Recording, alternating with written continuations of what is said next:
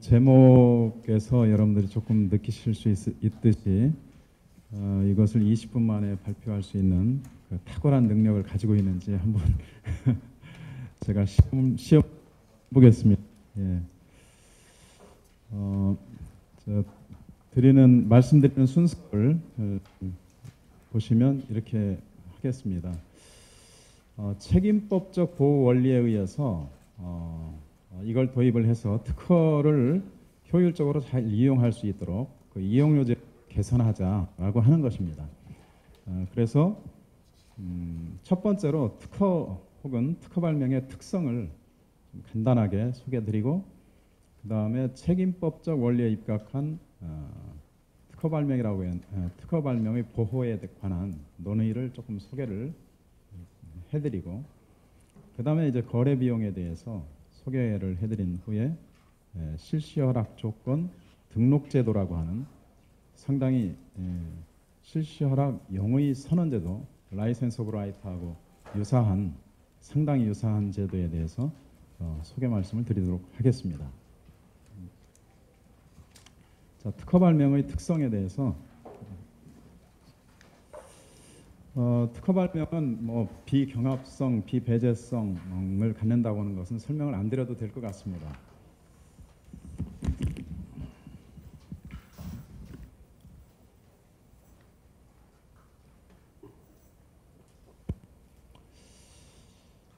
그런데 누적적 점증적인 기술 혁신을 이루어 갔거든요, 최근에. 그다음에 특허의 특성은 배타적 권리입니다. 그리고 재산이고, 그래서 사용 수익할 수가 있겠죠.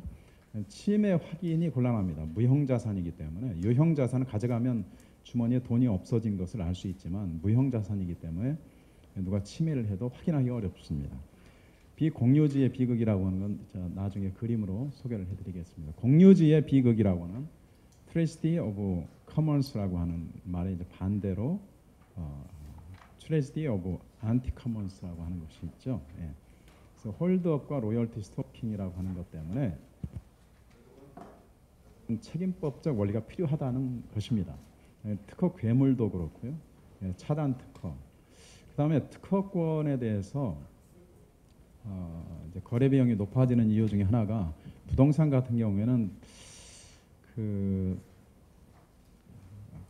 부부가 동네 아파트 단지를 이제 한두 번 돌고 그 다음 주쯤 되면은 정리가 되지 않습니까?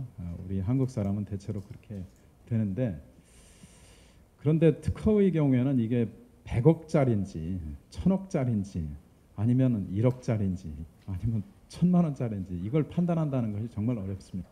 가치 평가가 어렵죠. 그다음에 권리범위 확정이라고 하는 것이 정말 결국은 청구범위 해석인데요. 청구범위 해석에 대해서는 수많은 책이 나왔고 세계의 유수의 학자들이 논문을 썼지만 아직 정리되지 않고 있습니다. 그래서 침해 여부를 판단함에 있어서 전 세계의 모든 특허 관련 법원의 판사들이 고심을 하고 있죠. 이건 넘어가도록 하겠습니다. 누적적 기술 혁신인데, 이걸 보시면은 그 종전의 기술을 이렇게 바탕으로 해서 그 위에서 점점 이렇게 기술 혁신이 이루어져 나가고 있죠. 점증적 기술 혁신을 이루고 있습니다. 최근의 기술은 태동 단계에서의 기술은 정말 거의 대부분이 다른 기술을 이용하지 않고 정말 독립적으로, 물론 하늘에서 떨어지는 건 없지만 비교적 독립적인 성향을 많이 갖습니다. 제약 특허 같은 것들이 이제 그런 경향이 있고, 정보통신 기술이라든지 생명공학 기술도 근래와 같이 기술이 많이 쌓이게 되면 점증적으로 이루어지게 됩니다. 그래서 사실은 기술이 성숙되면 사후고찰의 편견에 빠질 우려가 있습니다. 그래서 이게 기술 혁신이 이거 너무 작고 진보성이 없는 거 아닌가라고 하는 그런 의문을 가질 수도 있지만, 사실상 여기에서 한 발짝 한 발짝 나간다고 하는 것이 굉장히 어려운 거죠. 윈도우를 보시면 아실 겁니다. 사실상 윈도우 XP에서 윈도우 7으로 넘어가는 것이, 이게 비용이 보는 사람은 별거 아니지만 개발하는 사람의 입장에서는 굉장한 투자가 필요한 거죠. 그래서 진보성 판단이 굉장히 어렵습니다. 이렇게 해봤고요. 연속적 기술 혁신, 종전의 기술의 연속선상에서 이루어진다는 겁니다. 그래서 이와 같이 표현해봤습니다. 그런데 문제는요, 특허권의 성질이 배타적인 권리라고 하는 겁니다. 즉 프로퍼티 룰에 입각한 배타적 권리이기 때문에 특허권자는 업으로서 그 특허 발명을 실시할 권리를 독점합니다.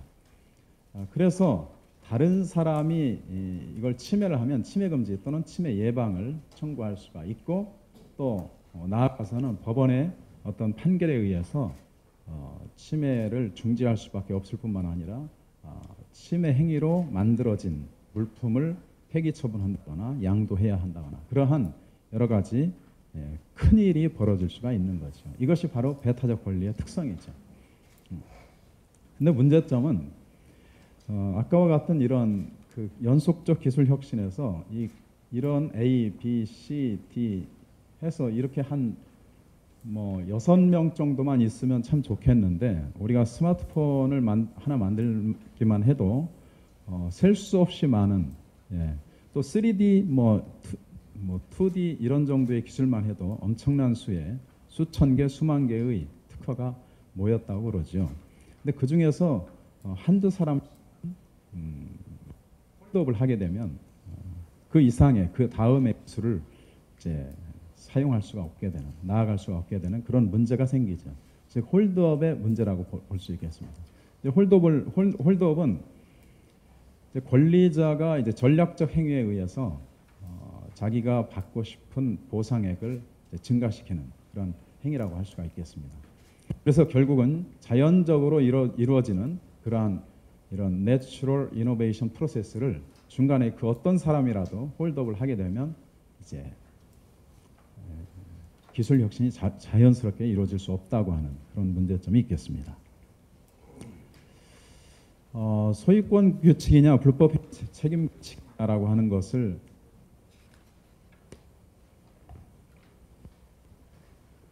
가지고 말씀드리기만 해도 이것도 시간이 너무 많이 걸리기 때문에 매우 단순하게 말씀드리면, 일정한 조건에서 타인이 손해를 볼 수 있도록 그냥 허용하는 겁니다. 그리고 나중에 그 손해에 대한 배상 의무를 주는 거죠. 그래서 이제 이거에 입각해서 여러 가지 이제 제한들이 나오는데, 소유권 규칙이라고 한다면 우리가 일반적으로 집, 자동차 이런 것들은 이제 소유권 규칙에 입각한 것인데, 그러면 라이빌리티 룰 규칙은 뭔가 나중에 이제 보시면 아실 겁니다.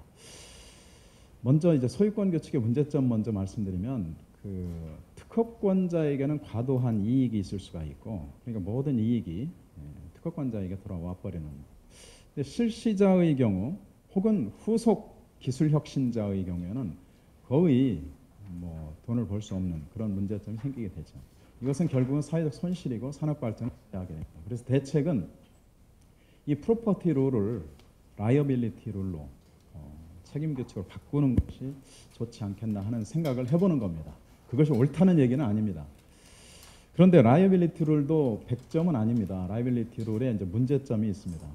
만일 특허의 평가 가치가 실제 특허의 정말 나중에 그 특허권자 또 혹은 뭐 실시자 이런 사람들이 시장에서 여러 가지 시장 활동과 투자에 의해서 특허의 가치가 굉장히 상승되겠죠. 그래서 실제 상승된 그런 가치, 실제 가치, 시장 가치죠. 그 시장 가치보다 평가 가치가 높거나 혹은 낮을 때는 문제가 생깁니다. 예를 들어서 실제 가치보다 낮으면 그럼 권리자한테 손해를 강요하게 되는 것이 되는 거죠. 이제 반대는 또 반대입니다. 그래서 인센티브가 또 약하다라고 하는, 그래서 제약기술 같은 경우는 하나의 그 의약품을 from idea to market이 1조 원 정도가 든다고 합니다. 주장하는 학자들마다 또 제약 회사마다 다르지만 1조 원 정도의 투자를 해야 되는데, 라이빌리티 룰로 과연 그 투자비를 회수할 수 있을 것인가 의문을 제기하고 있습니다. 배타적 권리가 아니기 때문에 NP, 그 특허 괴물이라고도 하지만 NP를 또 시장을 특허 시장, 특허를 거래하는 시장을 그야말로 만들어줄 수 있는 아주 좋은 역할을 한다. 이노베이션이 일어날 수 있도록.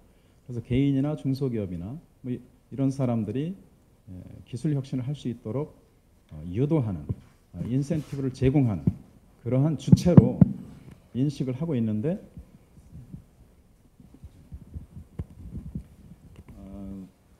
라이빌리티 룰의 경우에는 일반적으로 독점적 권리가 아니기 때문에 NPE가 이제 투자를 하지를 않겠죠. 그래서 강력한 권리 행사가 어렵기 때문에 투자자 입장에서는 선호를 하지 않는다라고 하는 것이죠. 거기에 대한 이제 대책을 살펴본다고 한다면, 대책은 정리하면 되지 않느냐라고 하는 겁니다. 그래서 독립적 혁신적 기술 분야, 예를 들어서 제약 기술, 또 생명공학 기술 중에서도 이 분야가 있습니다. 이런 분야에서는 인센티브를 확보할 수 있도록 라이빌리티 룰 대신에 그냥 프로퍼티 룰을 유지하고, 또 투자자에게 양도를 원하는 경우, NP에게 양도하기를 원하는 경우, 이런 경우라든에는 이제 프로퍼티 룰을 유지하자. 그래서 특허 제도의 기본 룰은 현재대로 라이빌리티 룰을 하고, 또 선택적으로 도입하는 방안은 어떠냐. 그러면 우리 현재 특허 제도에는 라이빌리티 룰은 전혀 없단 말인가? 좀 있는 것 같습니다. 곳곳에 찾아보면 강제 실시권 같은 곳에서는 일단 실시하고 보상을 해주지 않습니까? 그래서 라이빌리티 룰이 먼저 있죠. 또한 이베이 사건으로 유명한데, NP가 이제 사용한 경우, 특허를 무단으로 사용했을 경우에 거기에 대한 손해배상 요건을 상당히 강화시키고, 또 손해배상을 과도한 액수로 책정하지 않음으로써 결국은 일정 부분 라이빌리티 룰을 도입했다고 볼 수도 있겠습니다. 그 다음에 그 특허권은 아까 말씀드린 대로 권리 범위를 확정한다는 것이 굉장히 어렵습니다. 언어로 표현을 해놨기 때문에 이 건물 같은 경우에는 권리의 범위가, 이 건물주의 권리 범위가 매우 명확하게 특정되어 있습니다. 그러나 아무리 비싼 특허권이라 할지라도 그 권리의 범위를 특정한다고 하는 것은 거의 불가능합니다. 따라서 침해가 이루어졌는지의 여부, 그리고 침해가 얼만큼 이루어졌는지, 즉 손해를 얼만큼 끼쳤는지에 대한 그 정도를 확정한다고 하는 것은 대단히 어려운 일입니다. 이 정도로 하고요. 그래서 이러한 여러 가지 프로퍼티 룰에 입각한 특허 제도의 문제점은 이제 비공유지의 비극, 로열티 스토킹, 뭐 이런 것들 때문에 이루어진다고 해도 과언이 아니겠습니다. 홀드업, 홀드아웃, 페이턴트 트롤, 이런 것들 때문에 나타난다고 볼 수가 있겠습니다. 그래서 책임법적 원리에 입각한 그 특허 발명의 보호의 논의로서 여러 가지가 있습니다. 보상 책임 체제, 이것은 이제 실시 허락 용의 선언제도, 라이센스 오브 라이트, 크로스 라이센스도 사실상 결국은 라이빌리티 룰이거든요. 특허 풀도 그렇고, 특허 플랫폼도 그렇고, 저작권 집중 관리 제도, 제가 적절한 표현이었는지 모르겠는데, 저작권 집중 관리 제도도 일단은 신탁을 해두고 거기서 관리를 하도록 하지 않습니까? 그런 점에서 이것도 책임법적인 것이 아니냐. 이거 외에도 다른 여러 학자들이 제시한 책임법적 원리에 입각한 특허 발명의 보호 논의는 매우 많다고 하겠습니다. 그 중에서 중요한 것만 조금 소개를 해드리도록 하고, 제가 생각하는, 구상하는 그 마지막 아이디어를 소개해드리도록 하겠습니다. 보상 책임 체제를 이걸 전부 다 말씀드리려면 너무 쉽지가 않은 것 같습니다. 그래서 이걸 가지고 설명을 조금 드리겠습니다.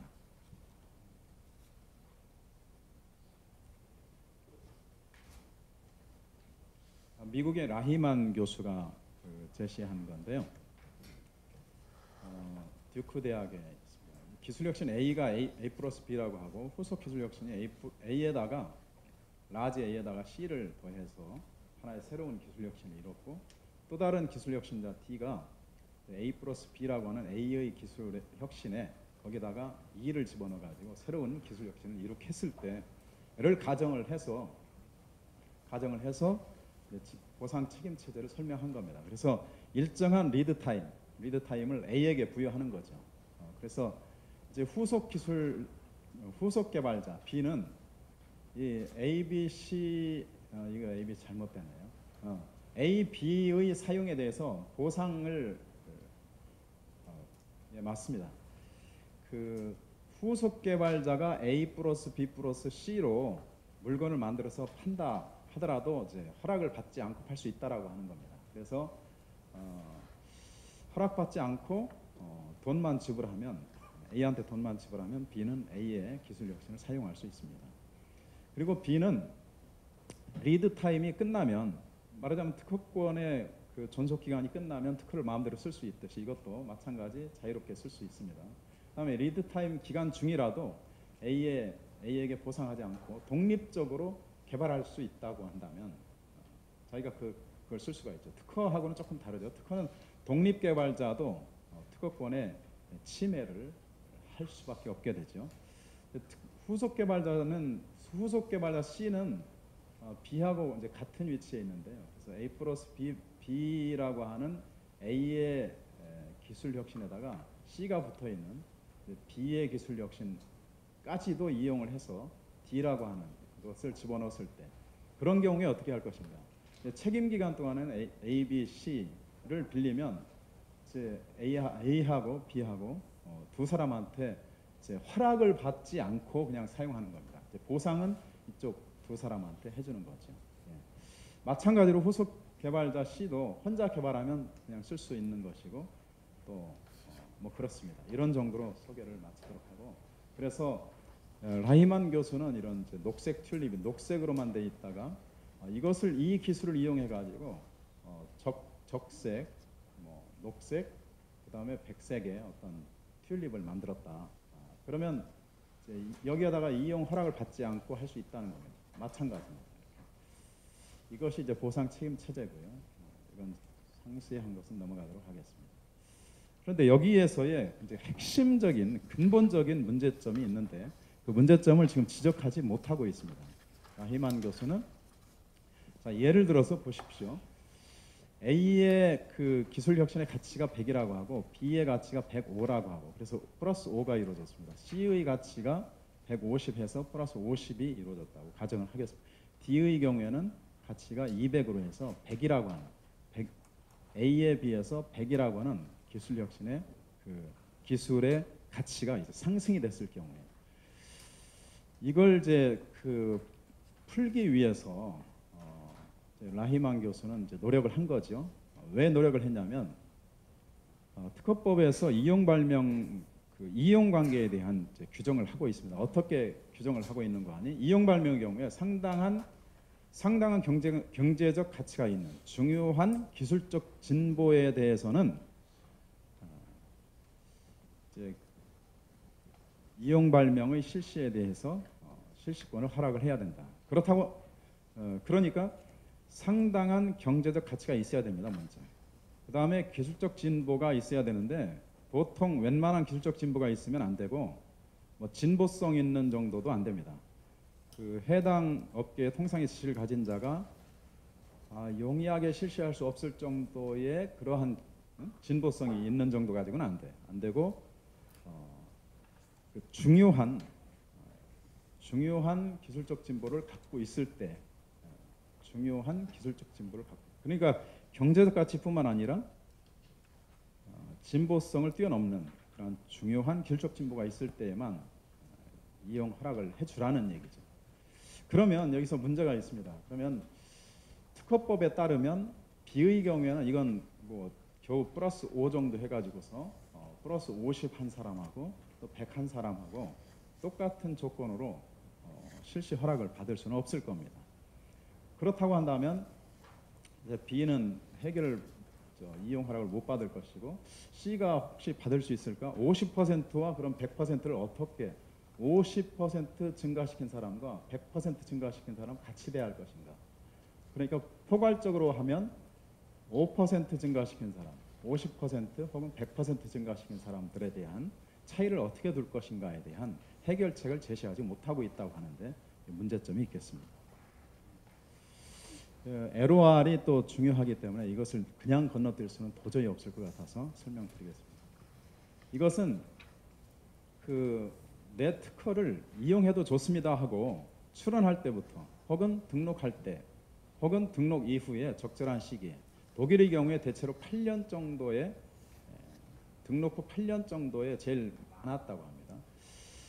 내 특허를 사용해도 좋습니다 라고 하는 그러한 이제 의사를 표현하고 그것을 등록을 하는 제도죠. 그래서 미사용 특허를 이용을 촉진합니다.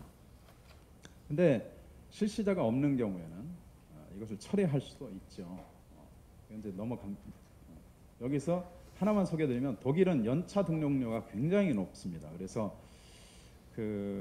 참고로 보시면 1983년에서 2008년까지 독일의 LOR의 총 LOR 건수가 7만 6천 건이 넘습니다. 연간 4,500건 이상이 됩니다. 그러니까 4,500건의 특허가 허락 없이 이제 실시료만 제공하면 사용할 수 있게 되었다고 하는 것이죠. 이것은 이제 3개월마다 실시 상황을 보고를 해야 되고 특허권자에게 보고해야죠. 그다음에 보상금을 지불해야 됩니다. 그러지 않고 계속 쓰게 되면 특허권자는 침해 금지를 할 수가 있게 되겠습니다. 넘어가겠습니다. 문제는 독일의 LOR의 문제점은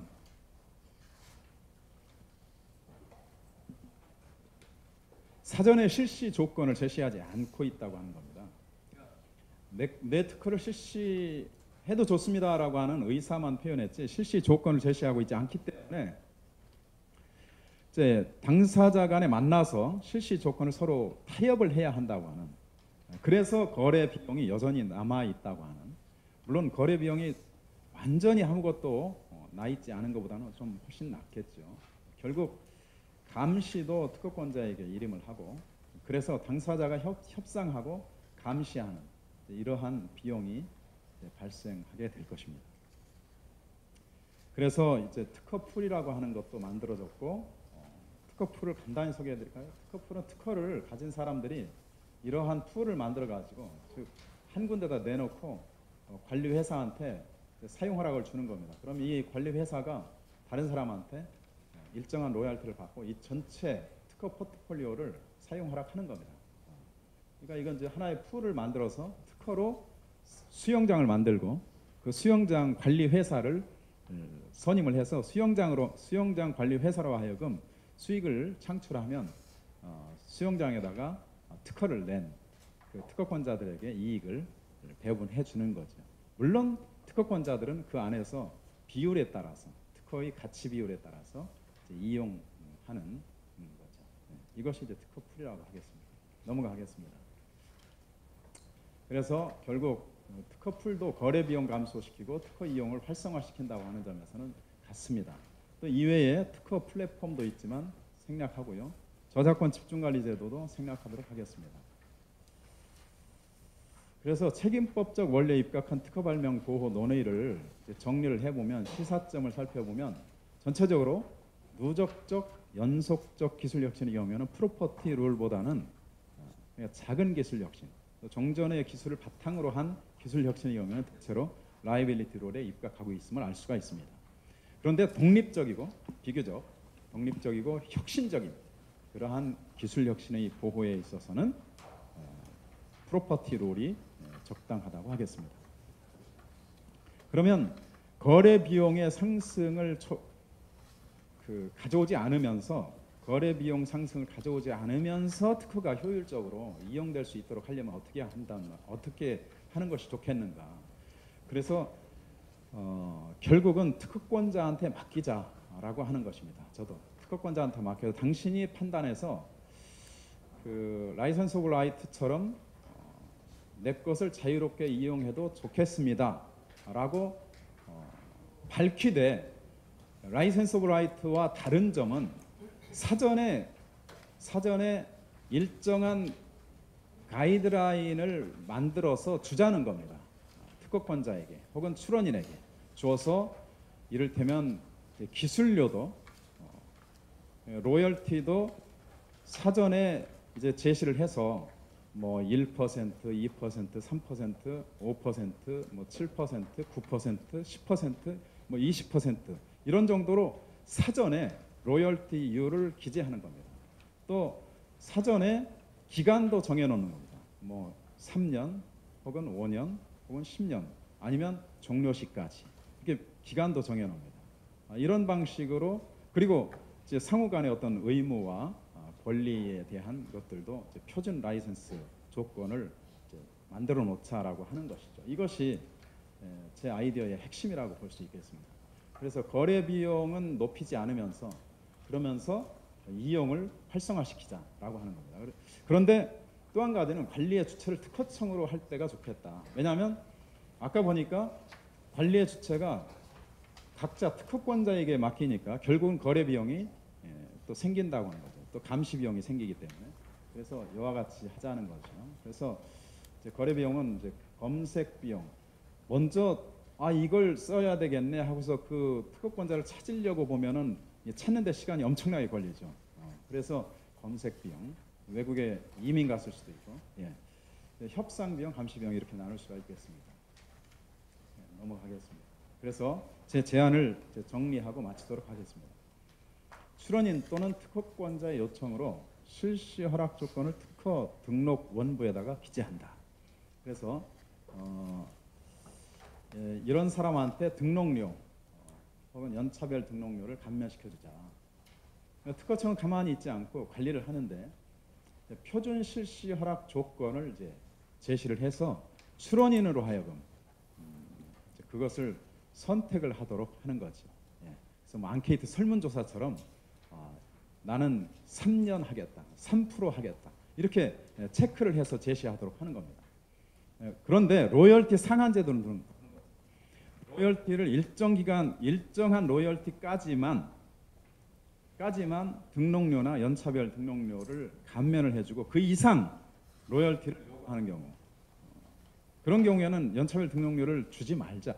그래서 가급적 로열티를 낮추자. 그리고 거래가 특허의 이용이 잘 되도록 하면서 그에 대한 대가로 그것을 무릅쓴 대가로 라이어빌리티 룰로 넘어간 즉 프로퍼티 룰을 포기한 그 대가로 특허 등록료 혹은 연차별 등록료를 감면을 시켜줬는데 이걸 또 이용하는 사람이 부당한 목적을 가지고 이용하려는 사람들이 있기 때문에 로열티 상한 제도를 라고 하는 것입니다. 특허청에 의해서 관리하는 것이죠. 그래서 표준 실시 허락 조건이라고 하는 이것을 일정한 정관, 약관 뭐 이런 것처럼 만들어서 출원인 혹은 등록 권리자에게 주어서 각자를 선택하도록 하자라고 하는 것이 저의 이제 핵심적인 아이디어라고 볼 수 있겠습니다. 대단히 혁신적인 것은 아니지만 제가 생각해봐도 그렇지만 독일의 라이센스 오브 라이트를 한국에 도입함에 있어서 독일 사람과 한국 사람의 특성을 조금 더 고려를 한 것입니다. 독일 사람은 비교적 합리적이고 뭐 그걸 쿨하다고 본다고 한다면 우리 민족은 조금 성질대로 갈 때까지 가보자, 뭐 대법원까지 가자, 뭐 이런 소송으로 하자, 뭐 이런 기분 나쁘니까 안 해, 뭐 이런 식으로 이런 식의 그러한 그 성향을 가지고 있다고 한다면 이렇게 하는 것이 유리하다고 하는 것이죠. 그래서 맨 처음에는 로열티만 제시하자. 맨 처음에 표준 실시 허락 조건을 지금 당장 만들 수가 없으니까 로열티만 제시해가지고 로열티 나는 3%면 충분해. 나는 6% 충분해. 나는 8%는 받아야 돼. 뭐 이런 식으로 그것만 제시하도록 하고서 실시할 수 있다고 하는 거죠. 배타적 권리가 아니라 일단 이렇게 실시 허락 조건 등록을 하게 되면 그 권리는 보상받을 권리로 끝나는 겁니다. 이제는 보상받을 권리가 되는 것이고 사용을 금지시킬 그런 배타적 권리가 아닌 것입니다. 그래서 이와 같이 쭉 여러 가지가 있지만 나머지는 다 생략하고 여러분들에게 이렇게 꽃다발을 하나 선사해드리겠습니다. 감사합니다.